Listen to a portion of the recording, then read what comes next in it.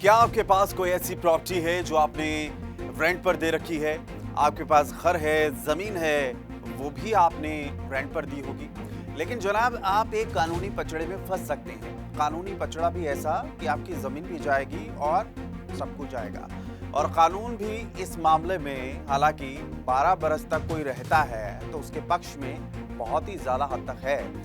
लेकिन फिर भी आप कैसे बच सकते हैं और आपको करना क्या है और 12 साल के भीतर आप ऐसा क्या करें ताकि आपके गले में इस तरीके की मुसीबत ना पड़े।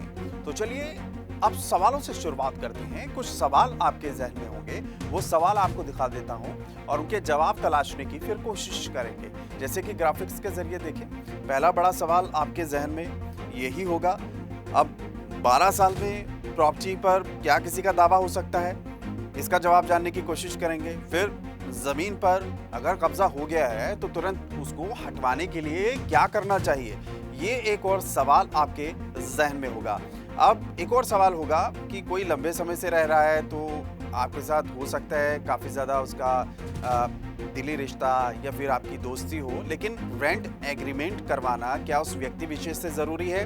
ये भी सवाल होगा आपके जहन में। और अहम सवाल, क्या प्रतिकूल कब्जे का कानून होता है और क्या कोर्ट मदद करेगा इस मामले में? तो प्रतिकूल कानून की क्या परिभाषा है ये आप समझिएगा और ये भी ग्राफिक्स के जरिए आपको हम समझा देते हैं। ये कानून कहता है अगर किसी जगह पर कोई शख्स 12 बरस से एक जगह पर निर्बाध तरीके से रह रहा है तो वो उस जगह पर अपने मालिकाना हक का दावा कर सकता है, चाहे वो जमीन कागजों में किसी और की क्यों ना हो। मान लीजिए अगर आपने किसी मकान में किसी को रखा है और 12 साल से किराए पर वो रह रहा है, लेकिन आपके साथ कोई उसने रेंट एग्रीमेंट नहीं किया है और आपके घर में 12 बरस से वो रह रहा है लगातार, लेकिन एग्रीमेंट के बिना ये सब चीज़ें चल रही हैं और ना ही समय समय पर किसी अन्य तरह की कोई कागजी कार्रवाई आपने की है। ऐसे में वो शख्स आपके घर पर मालिकाना हक का दावा कर सकता है। अगर आपकी ज़मीन पर 12 बरस से कोई अवैध कब्जा भी है तो आपने उस पर कोई आपत्ति नहीं जताई, तभी वो ज़मीन आपके हाथ से जा सकती है।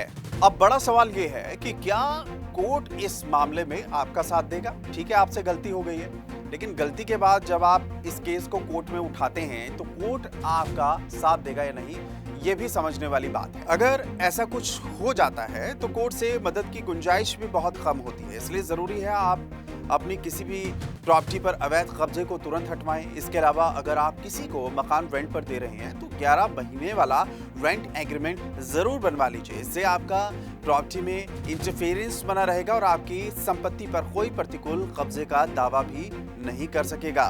तो आपने देखा और समझा किस तरीके के सवाल थे और कोर्ट आपकी किस तरीके से मदद कर सकता है, लेकिन गलती ना करें, एग्रीमेंट ज़रूर बनवा लें अपना। और आपको ये वीडियो बढ़िया लगा है तो ज़रूर चैनल को सब्सक्राइब करें और इस वीडियो को आगे भी दोस्तों तक पहुंचा दें।